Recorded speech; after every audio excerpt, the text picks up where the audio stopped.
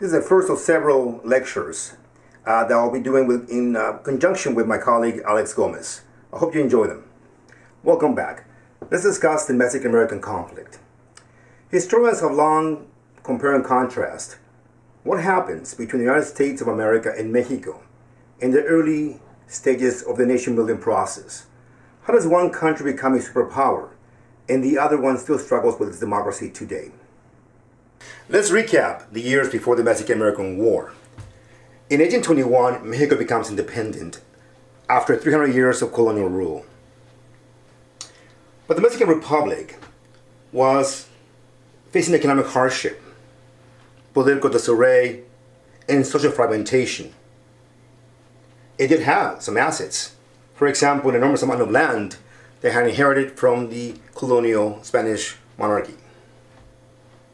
But Mexico was highly centralized. Most of its population, political and economic centers, were in what today is Mexico City. This left the northern territories fragile, unpopulated, and unprotected. And let's not forget, the United States was moving westward. Fueled by the ideology of manifest destiny, it perceived the land of the Mexican territories of the north to eventually be part of America's future, from San Francisco to the Texas border. Mexico responds to the threats in the northern territories by engaging in an aggressive immigration policy. The 1824 Constitutional Law attempted to invite immigrants from China and the United States into Mexico's far north in order to, one, populate, two, develop commerce, and three, incorporate these territories. So how was this supposed to work? Well, the Mexican Republic was offering immigrants, in particular from the U.S. into Texas, 7 years taxation breaks, 4 cents an acre, and certain other guarantees in exchange for the immigrants from the United States to follow the rules. Amongst those rules, one was to become a Mexican citizen, and two, to become Catholics. Now, unfortunately, none of this was going to work out, and in fact, it would backfire for the Mexican Republic to the degree that instead of being able to incorporate the land they were seeking to incorporate, they would lose the land eventually to the United States. Part of the problem had to do with cultural collision, as we see in our literature by Raimundo Paredes in The Origins of Anti-Mexican Sentiment. We notice that the cultural collision has a lot to do with the anti-Catholic sentiment that was pronounced in the United States, and it grew as Americans moved westward, as well as, of course, racism. Quite simply put, many of the immigrants that came into Mexico's northern territories came from the American South, and they brought with them their slaves, causing, of course, racial tension in the Mexican Republic. So the 1824 law eventually would become a catalyst for the Mexican-American War instead of a policy that would secure Mexico's northern territories. So let's examine what goes so wrong with the 1824 colonization law. As we know, there was cultural collision that came from the colonial rivalry between Spain and England, and between the Catholic Church and the Protestant Church. But now, in the case of Mexico and the frontier with the United States, there are other challenges that involve economic and political interest. By 1829, there was already a 10-to-1 ratio of American immigrants to every one Mexican national. And those American immigrants began to segregate the Mexican population, even though it was still the country of Mexico. Naturally, this caused fear, anger, and frustration among the Mexican community, and the Mexican Republic responded with a series of laws. In 1829, for example, they passed a law, the law of September 15, 1829, which abolished slavery in Mexican territories. Let's look into the 1829 law. Again, it's September 15, 1829 law. This law will abolish slavery in all of Mexico's territories. But it was particularly focused or geared towards the American colonist immigrant coming into Mexican territory. The law was trying to discourage any further immigration or to encourage the Americans who came in with slaves to go back to their country of origin.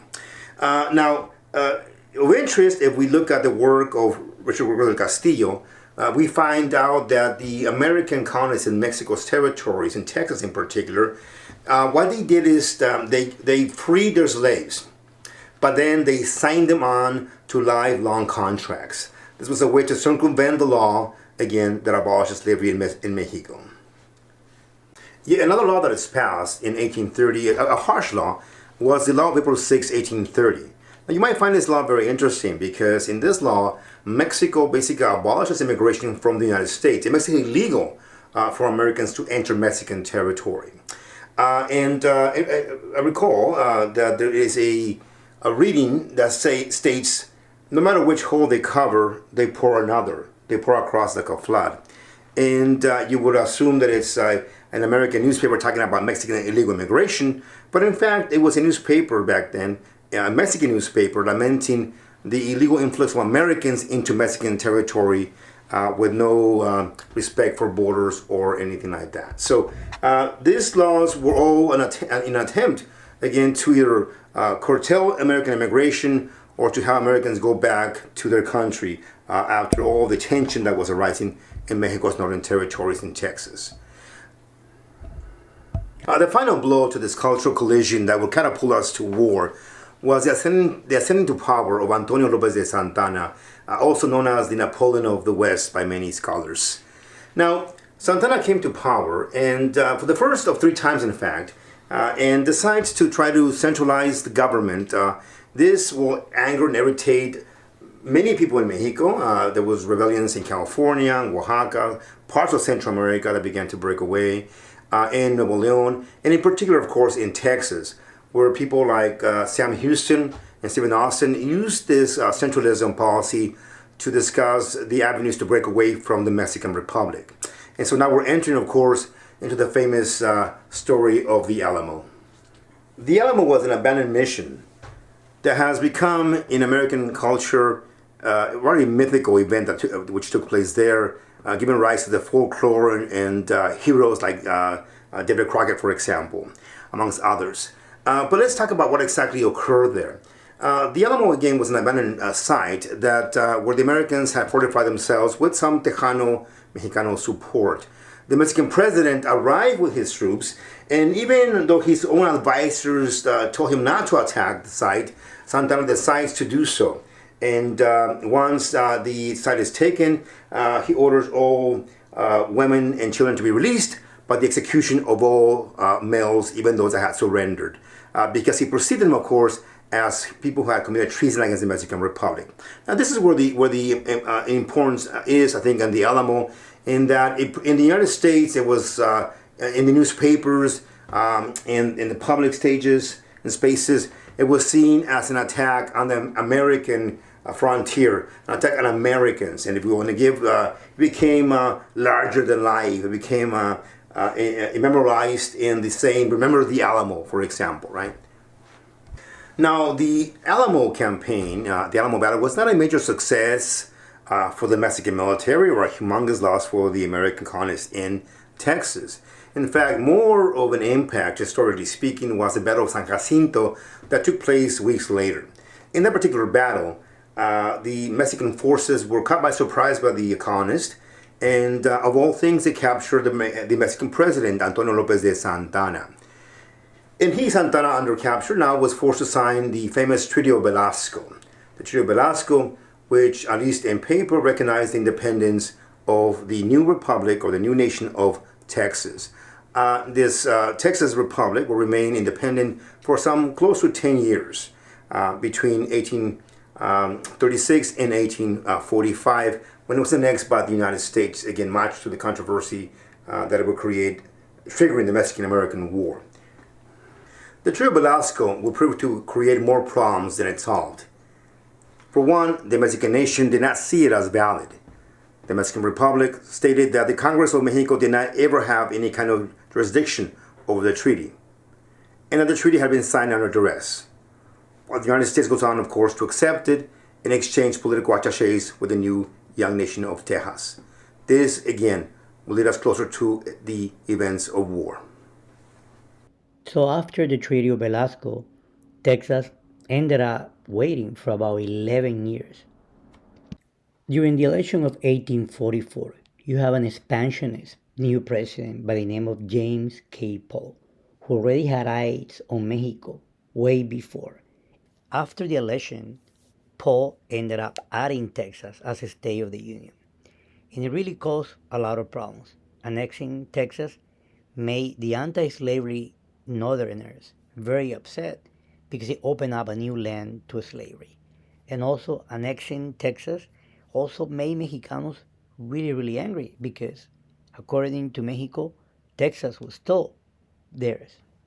Because President Paul could not buy Mexico, he used the disputed territory as an excuse to provoke the war with Mexico.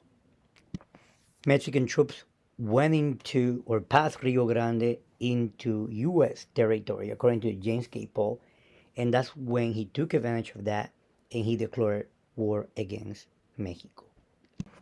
The war lasted 2 years, from 1846 to 1848. Mexico ended up losing 55% of its territory.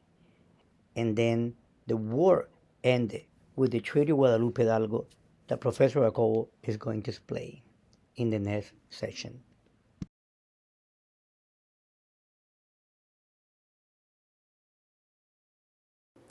In this unit, let's discuss the Treaty of Guadalupe Hidalgo. The treaty had two main objectives. The first objective was to bring to end the US-Mexico War. And the second objective was to establish civic and property rights for the people of Mexican descent, now part of the United States. Now you might think this is an easy thing to do, but it's not. Consider the following, for example. It is not easy to end a war. You would think it is, but it is not easy to end a war. And more difficult is, how do you establish civic and property rights for former Mexican nationals? Consider this. You have people who are in the same house, the same street, the same town where they were born. In fact, where their parents were born, their grandparents were born. And now, without moving anywhere, they are part of a different nation. So, what is their future? What will they be seen as by now in the new social order? That's the question. Are they Mexicans? Are they Americans? Will they be seen as possible slaves? That's an important question when it comes to the civic and the property rights of people of Mexican descent that was being negotiated and agreed upon eventually in the Treaty of Guadalupe Hidalgo. Let's discuss the units more clearly.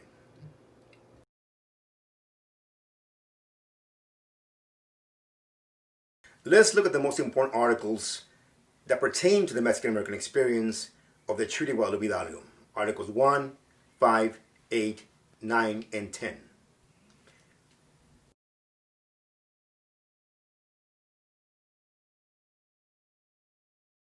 So as we can see, Article 1 is very simple.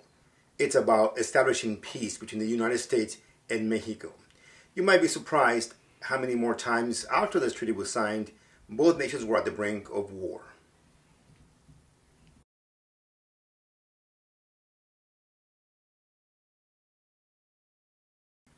As you can see, Article 5 is quite large. Let's try to summarize it into a few sentences. Article 5 primarily, what it does, it establishes a new boundary between the United States and Mexico in 1848. When you cross the US-Mexico border currently, the current border, you might find a plaque that says 1853 because of the Gadsden Treaty a few years later. But most of the border that we have now between the United States and Mexico was established by Article 5 of the Treaty of Guadalupe Hidalgo. So Article 5 again establishes a new border, and in doing so will surrender over half of the Mexican territory to the United States, including the territories that became states such as California, Arizona, Nevada, Colorado, New Mexico, Utah, a bit of Wyoming, of course, and then there's Texas.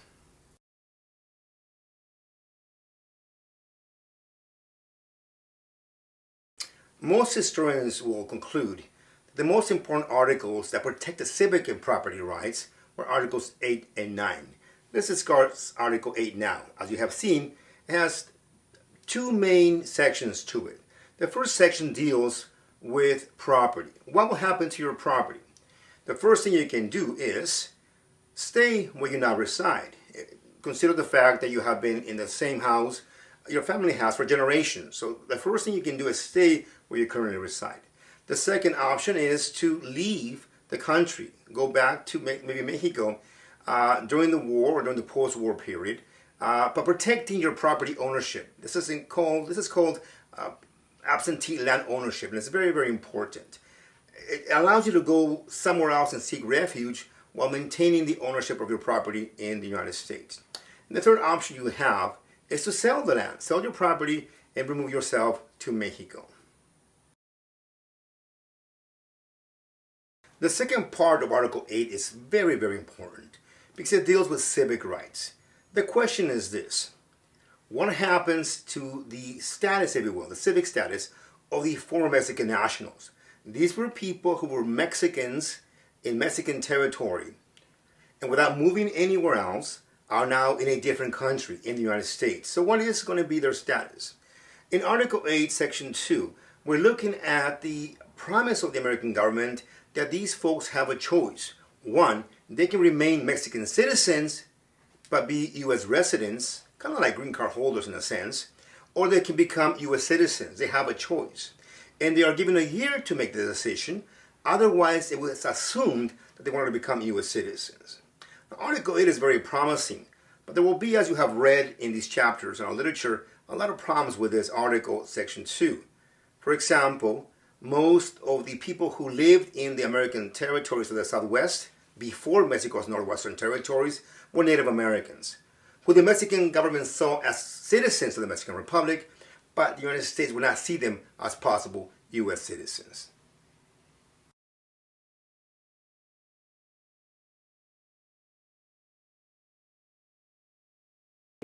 Article 9 is very interesting as well. The main objective of the article is to try to establish the proper time of inclusion.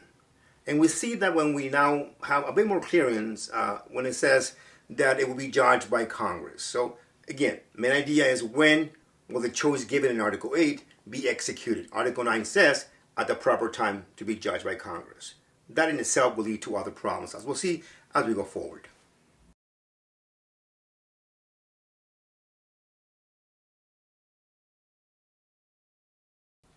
As you can see, Article 10 was deleted by the United States, much to the anger of the Mexican government. The main reason for that was that Article 10 protected the property rights and land rights of Mexicanos in Texas. This is something the United States could not simply accept. We hope you have enjoyed the articles of the Treaty of Guadalupe Hidalgo.